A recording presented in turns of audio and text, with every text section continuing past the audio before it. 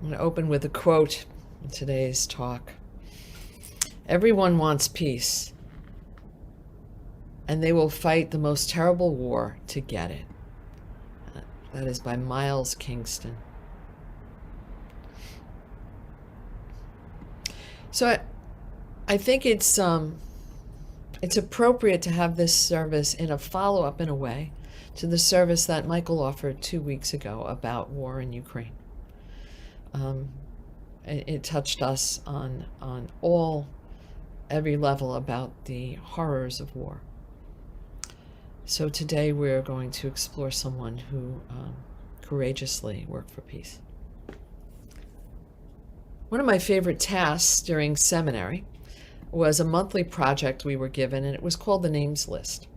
And so every month we were given a list of 20 names with a little information on each of these names. And each of these were people who had impacted the world, either spiritually or religiously in some very significant way.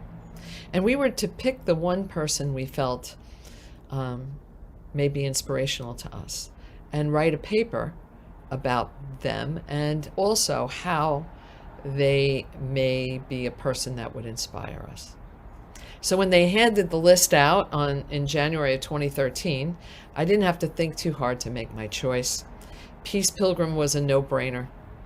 She was a person who came to live her life in relationship to what she understood as the divine. And she was an action-oriented activist.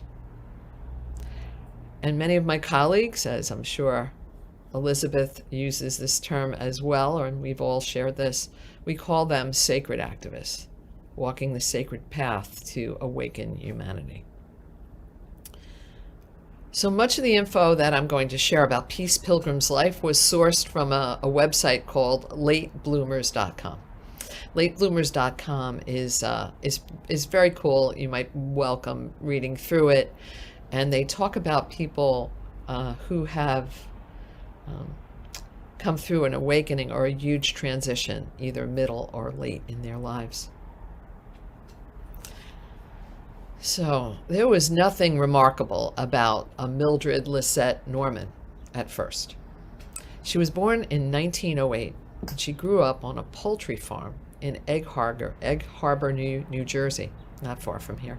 Her family was not religious at all, and the first time she ever walked into a church was to attend a wedding when she was 16 years old. Never had been in one. She was the captain of her high school debate team, and she was the class valedictorian. After high school, she became a secretary. She worked as a secretary, and her sister would say that she had become very much like what they called in those days a flapper. She would travel to Atlantic City to make sure that her hat and her shoes and her gloves and purse were all dyed to match each other, because she just had to be just so. You'd never guess that this person, at age 45, would give away every possession she owned, put on a tunic emblazoned with the words Peace Pilgrim, and walk for 28 years preaching nonviolence and owning nothing. So I'm going to go on a little bit more about her life. So at 25, Mildred married Stanley Ryder, a man that her family didn't care for very much. They had many doubts about him. He was a bit of a shyster, you might call it. Mildred and Stanley had very little in common. He wanted a homemaker. She disliked housework. He wanted a quiet wife. She had a mouth. At the onset of World War II, Stanley wanted to enlist. Mildred, who was a staunch pacifist, was adamantly against him enlisting. She wouldn't have it, and the marriage ended in divorce. Soon thereafter, the impact of the divorce, and her father had recently died, and there was a World War II going on. She was suffering, and she went for a walk in the forest on a beautiful evening, and she walked for hours and hours all night, and exhausted, at some point she came upon a moonlit clearing. And she spoke these words she explains, to the universe. And she says, "If you can use me for anything, please use me. I withhold nothing." And then, of course, she says she felt eventually she found what she was seeking. She experienced at that moment a complete willingness without reservations whatsoever to give her life to something beyond herself. In that moment. Many people might call that a calling or an epiphany. I think whether we end up walking the spiritual life or not, many of us have had those moments where something has happened that has changed us so deeply that we remember it our entire life long, as if we could relive that moment. It remains with us. It was then that Mildred began a 15-year preparation period, unsure of what her mission was. She remarked that there's a great deal of difference between being willing to give your life and actually giving your life to something. Throughout her 30s, Mildred searched for her mission. She worked with senior citizens. She worked with the emotionally disturbed. She volunteered with peace organizations, including the Quaker American Friends Service Committee and the Women's International League for Peace and Freedom. Mildred became a vegetarian.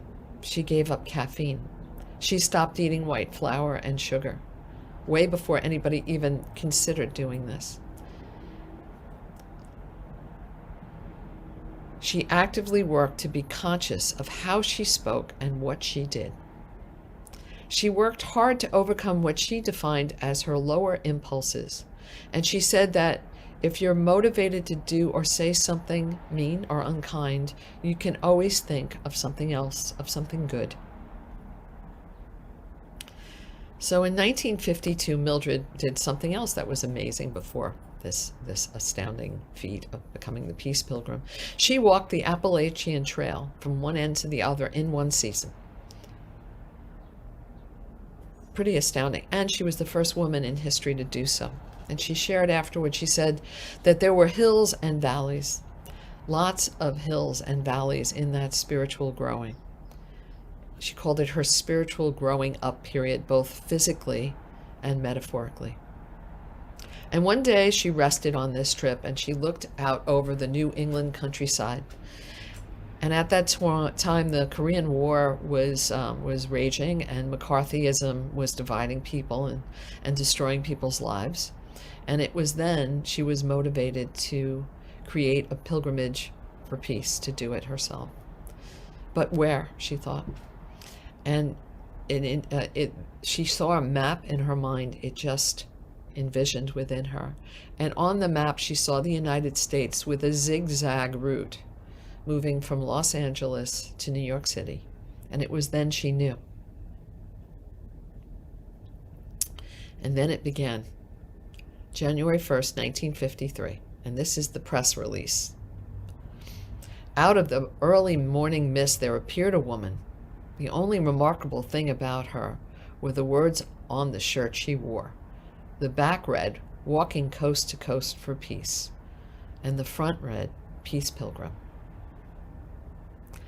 "Just call me Peace Pilgrim," she said.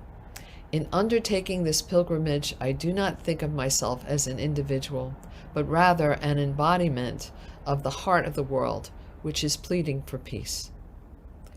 Her steps were light and swift, and she seemed to glide along effortlessly as she mingled with the New Year's Day's festivities.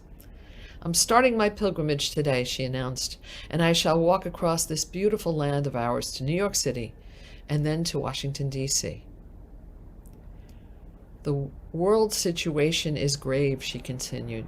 "Humanity, with fearful, faltering steps, walks a knife's edge between abysmal chaos and a new renaissance, while strong forces push towards chaos. Yet," she shared, "there is hope. Mildred walked ahead of the Pasadena Rose Parade, talking to people and handing out peace petitions.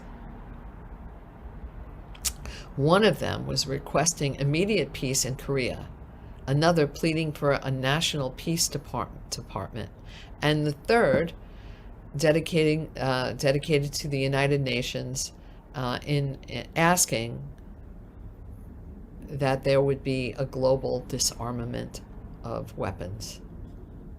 From that day forward, Peace Pilgrim, at the age of 45, kept walking her talk, and she did it for 28 years. She vowed to remain a wanderer until mankind has learned the way of peace. She represented no religion or group, petitioned no sponsors, and did not carry any money.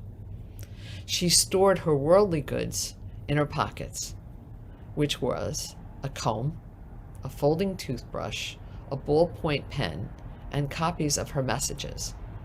She relied entirely on the kindness of strangers for somewhere to sleep or something to eat. She explained that her tunic brought people to her and that she seldom had to ask for a place to sleep or a meal. She said her tunic made contacts for her in the kindest way, an effective way, because you are in a much better position to talk to people if they come to you rather than if you have to approach them. And she shared that people were genuinely interested in peace, and others were just very curious. Of course, the FBI investigated Mildred. They investigated Mildred for un-American activities and harassed her family for the details of her life. So she legally changed her name to Peace Pilgrim. The Bureau kept files on her from 1953 till 1967. After she finished her first pilgrimage, Peace Pilgrim became a popular speaker at churches and schools. Her message spoke to everyone. And here's a quote from her. "This is the way of peace. Overcome evil with good, falsehood with truth, hatred with love."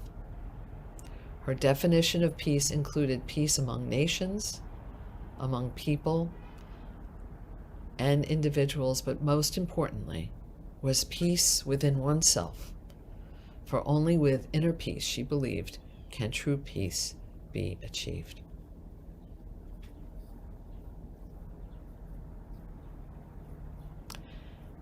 People saw many religious traditions and beliefs in what Peace Pilgrim had to teach. Some saw Baha'i teachings and beliefs, some saw Christian Scientist teachings, others saw Eastern philosophies, some heard Jewish and Hebrew tenets or Muslim teachings, and many saw UU teachings. Someone once told her, "What you say is what the saints have said down through the ages." And Peace answered, "I know there's nothing new in my message. It's just the way I practice it."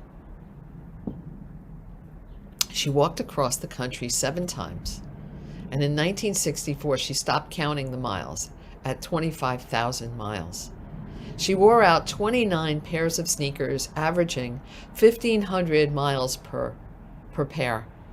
So if you calculate that out, it equals 43,500 miles, which is almost twice around the globe.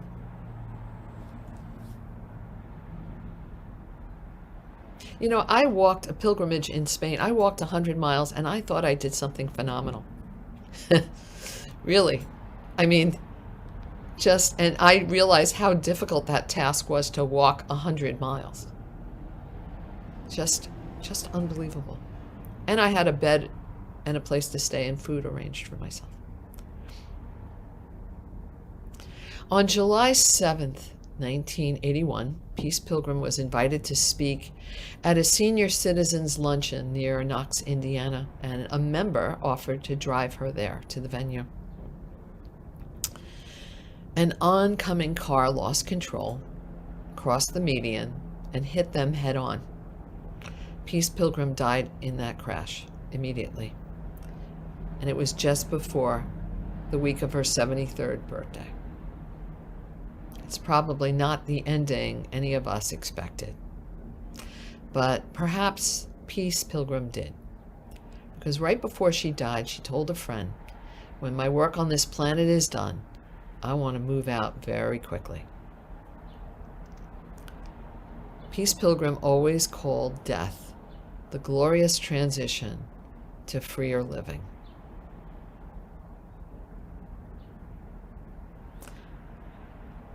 So why did I choose Peace Pilgrim? What interested me most about Peace Pilgrim, aside from her 28-year pilgrimage and endlessly walking back and forth across the country, was her 15 years of inner preparation. It was only from the work she had done within herself first that she was able to dedicate herself to this extraordinary task of working to hopefully try to awaken humanity.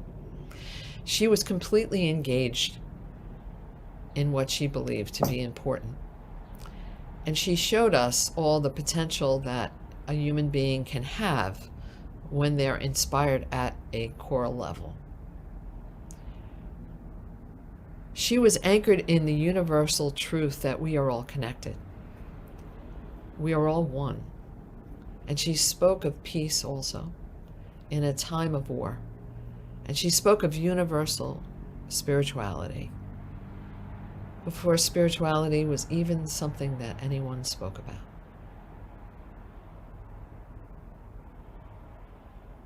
She believed that there was good in every human heart, no matter how deeply it was buried. And she believed that people only scratched the surface of their own potential. Peace Pilgrim felt that unnecessary possessions were burdens because you need to take care of them. And that's why she vowed not to accept anything more than what she needed at that moment, at that time.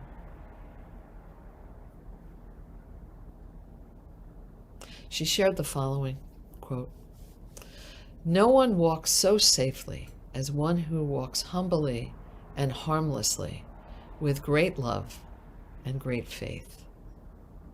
For such a person gets through to the good in others.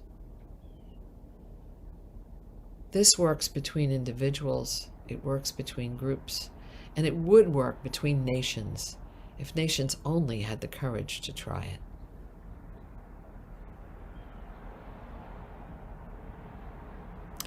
Reverend Paul would often close his services with, "Go in peace and be the peace you want to see in the world,"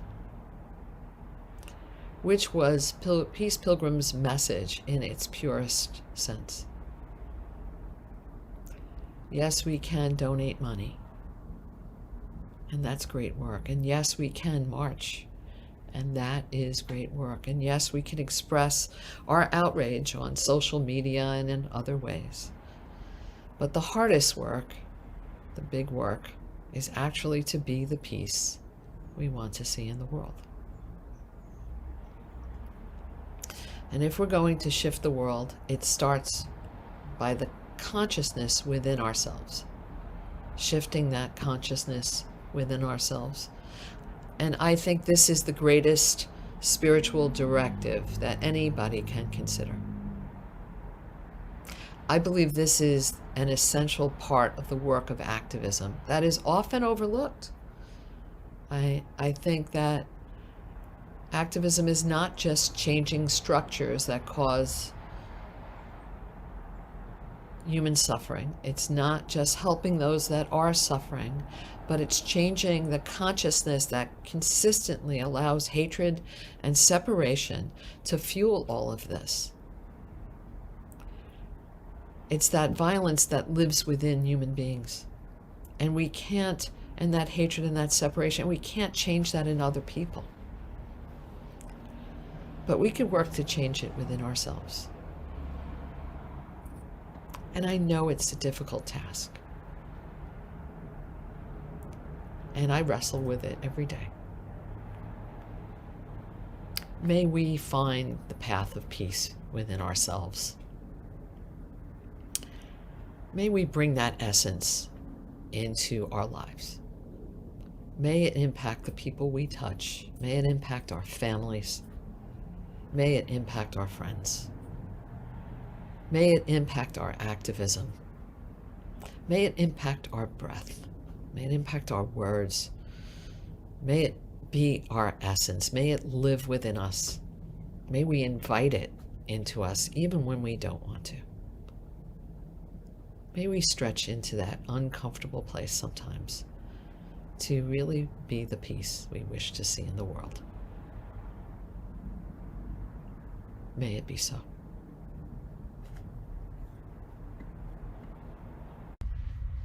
If you like this video, please like us on YouTube, subscribe to our YouTube channel, and click on the bell to be notified whenever we post a new video.